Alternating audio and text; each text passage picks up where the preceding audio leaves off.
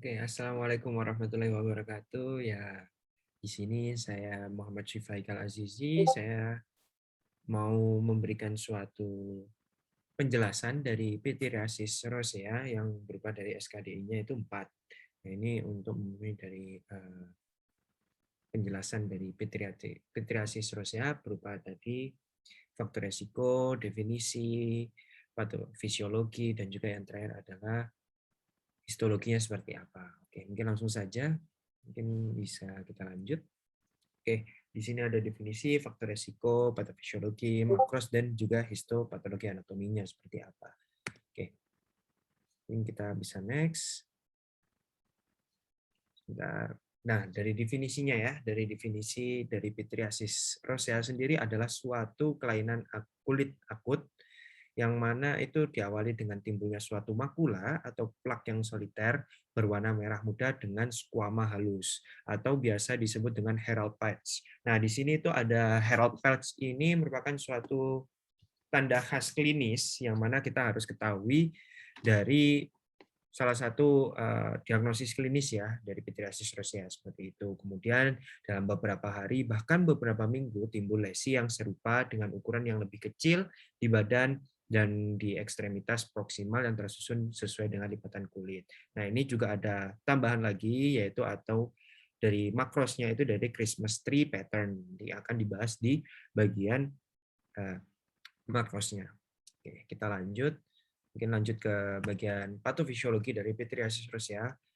Jadi di sini itu disebabkan atau dipicu oleh dari exposure dari sinar matahari dan juga cuaca yang panas, konsumsi alkohol, terus juga dari predisposisi dari genetik itu juga menyebabkan atau salah satu faktor resiko penyebab dari pityriasis rosea yang mana kalau misalnya dia itu ada genetik predisposisi sehingga dia aktivasi dari imunnya itu bakal terganggu yang mana akhirnya dia kan tidak ada imun yang secara aktif membantu untuk melindungi dari tubuh manusia itu sendiri. Terus juga dari hal ini yang menyebabkan dari neurovascular dysfunction atau dari disfungsi neurovaskular seperti itu. Sehingga adanya disregulasi dari vasodilatasi dan juga inflamasi respon seperti itu. Nah, dari sini bisa timbul dari pityriasis rosea yang bisa di-trigger ataupun dipicu oleh eksternal mulai dari UV, terus juga ada infeksi dari mikroba, dari bakteri, dari virus, itu juga bisa menyebabkan dari pityriasis rosea. Nah, itu juga dipicu juga oleh dari stres. Nah, kalau misalnya kita stres secara emosional, itu bisa menjadikan suatu pemicu terjadinya dari penyakit ini, seperti itu. Nah, pemicunya itu bisa menyebabkan dua. Nah, itu bisa aktivasi dari reseptornya itu meningkat, sehingga dari fenotipe cation channel-nya itu meningkat, sehingga dia itu mengeluarkan transmitter, neurotransmitternya, terus bradikinin, dan juga NO, produksi dari NO, yang mana kita ketahui bahwa produksi dari NO itu menyebabkan dari vasodilatasi. Nah, kalau misalnya dari vasodilatasi itu meningkat, terus juga inflammatory sitokinnya juga dilepaskan, itu bisa menyebabkan dari ini flushing, terus ada eritema, bisa menyebabkan edema karena tadi ada penyebab dari vasodilatasi. Edema kan juga bisa disebabkan dari vasodilatasi dari vaskularnya yang bisa menyebabkan dari edema. Nah, dari edema itu terjadinya keluaran dari sitokin-sitokin inflamasi yang menyebabkan adanya suatu permeabilitasnya itu dari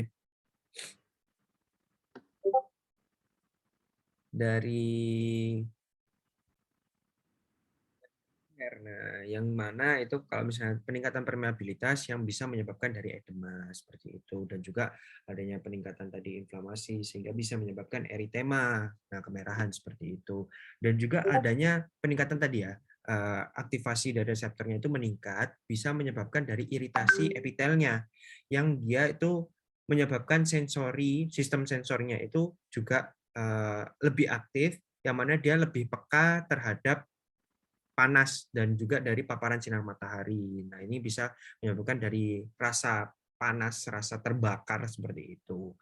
Oke, selanjutnya ini juga ada peningkatan dari toll-like reseptor 2, aktivasi dari toll-like reseptor yang bisa meningkatkan dari kallikrein. Nah, ini serin protease, pelepasan serin protease, KLK5 dan katelin DLL37 itu bisa menyebabkan dari angiogenesis atau development dari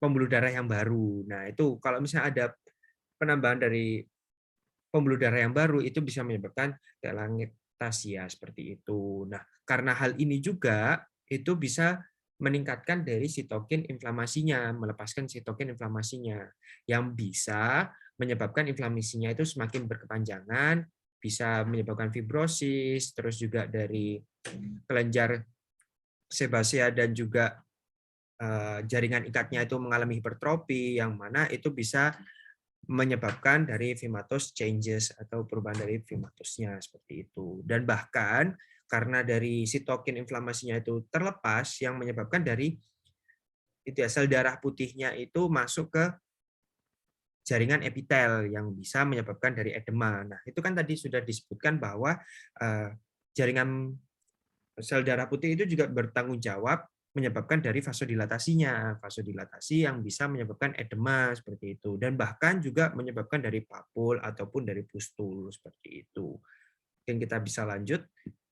Karena hal tadi kita bisa ketahui bahwa mungkin ini belum diedit ya, mungkin ini dari pityriasis rosea seperti itu.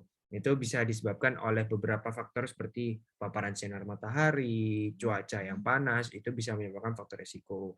Minuman beralkohol, bahkan predisposisi faktor genetik pun itu bisa menyebabkan dari pityriasis alba atau faktor risiko yang meningkatkan terjadinya pityriasis alba. Stres emosi, infeksi mikroba mulai dari bakteri dan juga virus itu bisa menyebabkan. Faktor endogen pun juga bisa menyebabkan dari pityriasis rosea itu sendiri. Nah, ini masuk ke gambar makros ya, gambar makros. Nah, di sini tadi kan sudah disebutkan bahwa ada gambaran dari Herold Potts. Herold Potts sendiri ini merupakan suatu itu ya, lesi itu biasanya soliter. Dia ini berbentuk oval ya, berbentuk oval terus berwarnanya kemerahan. Terus tengah-tengahnya ini memucat dengan squama seperti cincin. Nah, ini kan ada kayak semacam cincin. Itu bisa disebut kolarit lah, seperti itu. Nah, ini kan ada makula berbentuk oval nih, oval. Herold Potts-nya juga squama menutupi hampir semua lesi. Nah, ini kan hampir tertutupi oleh sebuah squama ya. Terus juga ini terdapat kolarit pada tepi lesi di bagian tengah yang lebih tenang. Nah, ini seperti cincin ya, kolarit ini seperti cincin. Nah, yang mana ini gambaran dari Herold Potts atau biasa yang kita temukan pada temuan klinis ya, temuan klinis di pityriasis rosea itu sendiri seperti itu. Dan di sini juga ada temuan dari inverted Christmas tree appearance, yang mana ini tampak seperti itu ya, pohon cemara dari Natal itu berbentuk terbalik gitu kan, biasanya segitiga, nah itu kan terbalik seperti itu. Nah, ini mungkin disebabkan karena garis yang mengarah ke bawah dari kolumna vertebra bisa dilihat dari belakang, nah seperti itu. Namun dari depan itu garisnya mengarah ke atas dari sentral abdomen yang bisa menyebabkan hal ini terjadi seperti itu. Nah, ini temuan-temuan klinis secara makrosnya itu bisa kita ketahui di sini ada Herold Potts atau mother plaque atau medallion itu tanda khasnya, dan juga ada inverted Christmas tree appearance yang mana kita ketahui ini udah menyebar dan itu udah mungkin bisa terjadi selama minggu atau beberapa hari setelah terjadinya suatu Herold Potts seperti ini. Oke, mungkin bisa lanjut. Nah, ini histopatologinya. Di sini, oke, ini sebenarnya histopatologi dari pityriasis rosea sendiri itu tidak diperlukan. Namun apabila terjadi suatu erupsi atipikal, terus diagnosisnya masih belum pasti apakah ini pityriasis rosea ataupun dari penyakitnya ini sudah menetap selama sekitar 3 sampai 4 bulan.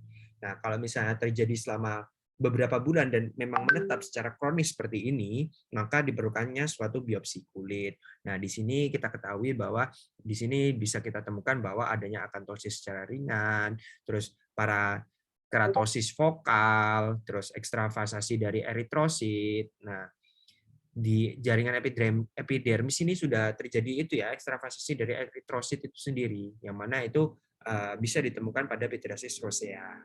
Terus adanya spongiosis yang dapat ditemukan pada kasus akut, terus adanya infiltrat ya, infiltrat dari perivaskular secara ringan dari limfosit, dan juga itu pada dermis ya, pada dermis seperti itu. Mungkin itu saja.